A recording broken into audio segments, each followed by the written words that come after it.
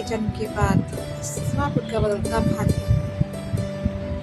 3 पुत्रों का जन्म हो चुका था, लेकिन किसी को नहीं पता था कि इन्हीं तीनों में छिपाए आने वाले महायुद्ध का बीज। तो चलिए अब कहानी शुरू करते हैं। हस्तिनापुर के महल में अब खुशियों की लहर थी। राजा विचित्रवीर के निधन के बाद जो वंश रुक गया था, अब वह फिर से जीवित हो चुका था।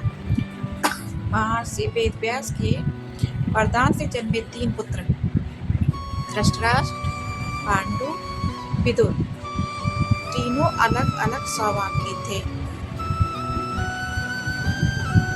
धृतराष्ट्र सबसे बड़े पर जन्म से अंधे थे।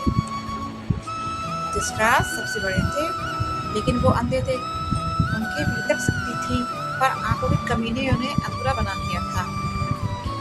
पांडुपुत्र गोरे, तेजस्वी, पराक्रमी, हर गुण से पूर्ण। उन्हें देखकर लगता था कि वे सच्चे राजा बनने योग्य हैं। विदुर सबसे बुद्धिमान, धर्म और नीति के ज्ञाता, लेकिन दासी पुत्र होने के कारण उन्हें कभी राजगद्दी का अधिकार नहीं मिल सकता था। अगर आप चाहते हैं कि महाभारत की पूरी कहानी ऐसे ही आसान और दिलचस्प तरीके से मिले, तो अभी लाइक और सब्सक्राइब जरूर करें। राजगद्दी का सबसे बड़ा फैसला। समय बीतता गया, तीनों राजकुमार अब बड़े होने लगे थे। सबसे बड़ा सवाल था, हस्तिनापुर का राजा कौन बनेगा। धृतराष्ट्र सबसे बड़े थे, परंतु वह अंधे थे। यही उनकी सबसे बड़ी कमजोरी थी। सभा में सभी विद्वान मंत्री और भीष्म पितामह ने विचार किया, क्या एक अंधा व्यक्ति पूरे राज्य का भार संभाल सकता है। अंत में निर्णय लिया गया, पांडु को हस्तिनापुर का राजा बनाया जाएगा। यह निर्णय राज्य के हित में था, लेकिन धृतराष्ट्र के दिल में एक गहरा घाव छोड़ गया। धृतराष्ट्र जन्म से अंधे थे। क्या आपको लगता है यह फैसला सही था? तो कमेंट में जरूर बताइए। धृतराष्ट्र के मन का अंधकार। धृतराष्ट्र बहुत बाहर से शांत थे, लेकिन अंदर ही अंदर चल रहे थे। राजगद्दी मेरी थी, लेकिन मुझसे छीन ली गई। यहीं से उनके मन में ईर्ष्या और असंतोष का बीज बो गया, जो आगे चलकर दुर्योधन के रूप में फल देने वाला था। पांडु का स्वर्णकार।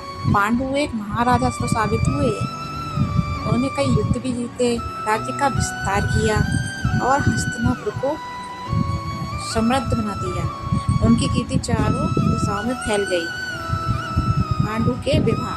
पांडु ने 2 विवाह किए थे, कुंती और माद्री।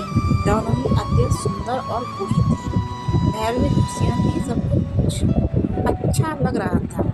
अगर कहानी अभी तक पसंद आ रही है तो वीडियो को शेयर जरूर करें। आगे बहुत बड़ा ट्विस्ट आने वाला था। एक दिन पांडु शिकार खेलने के लिए जंगल में गए। वहाँ उन्होंने एक हिरण को देखा और बिना सोचे समझे उस पर तीर चला दिया। लेकिन वो हिरण कोई साधारण जानवर नहीं था, तो हम जानेंगे आगे स्टोरी में। वह एक ऋषि थे जो अपनी पत्नी के साथ हिरण का रूप लेकर विहार कर रहे थे।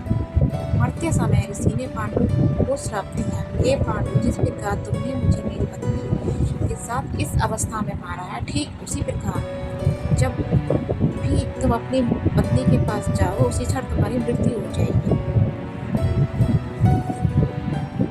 यह श्राप सुनकर पांडु टूट गए और उन्होंने तुरंत राजपाट त्याग दिया और अपनी पत्नी के साथ वन में चले गए। सोचिए, एक राजा सब कुछ होते हुए भी अकेला हो गया। क्या ये न्याय था? वन में जीवन शांत था, लेकिन पांडु के मन में एक ही चिंता थी, मेरे बाद बस आगे कैसे बढ़ेगा। कुंती का रहस्य। तभी कुंती ने एक बड़ा रहस्य बताया कि उसे एक दिव्य मंत्र प्राप्त है, जिससे वह किसी भी देवता को बुलाकर संतान प्राप्त कर सकती है। अब शुरू होती है देवताओं से जन्मे महान योद्धाओं की कहानी। पांडवों का जन्म। धर्मराज से युधिष्ठिर, सत्य और धर्म के प्रतीक। वायुदेव से भीम, असीम शक्तिशाली। इंद्रदेव से अर्जुन, अत्यंत धनुर्धर, धनुष चलाने वाले। इसके बाद माद्री ने भी यही मंत्र का उपयोग किया। अश्विनी कुमारों से उसमें जन्म हुआ नकुल और सहदेव का। अब ये 5 पांडवों का जन्म हो चुका था।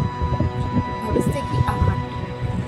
अब वन में 5 पांडव खेल रहे थे और हस्तिनापुर में धृतराज के पुत्र जन्म ले रहे थे।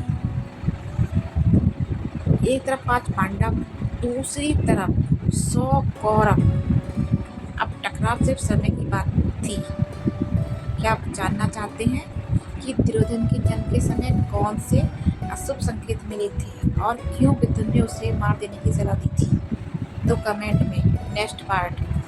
अगर आपको मेरी वीडियो अच्छी लगी हो तो मेरे चैनल को सब्सक्राइब करें, लाइक करें, शेयर करें। धन्यवाद।